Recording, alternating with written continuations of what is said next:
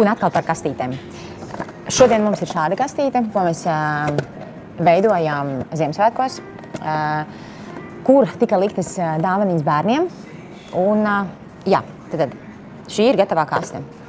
Tādu mēs viņu saražojam. Un es jums parādīšu viņa salikšanas principu. Ļoti ērti, ļoti viegli, kas nozīmē, ka, ja jums ir nepieciešama kaut ko sapakot foršu un aizsūtīt vai nu klientam, vai nu vienkārši savu preci sapakot. Jā, tad te ļoti elementāri, viss gatavs. Kamēr jums stāstu, viss jau man ir gatavs. Un viss, jā, šādi mēs viņu saliekam, te mēs sapakojam. Man šajā gadījumā es te nošķiepu čiekurus, jā, pieņemsim. Ja gribas kādus skaistus čiekurus kā variants, aizķērās man te kaut kas čiekurus, tad mēs varam, pieņemsim, svecīti ielikt iekšā. Tādu es parādīšu jums, izņemšu ārā, samet savādāk.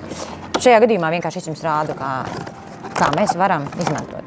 Un viss mums ir iepakots viss skaisti, mēs visu sataisam. Jā, kā variants aptinam ar lentīti un dāvana gatava. Iepakojums tieši laikā.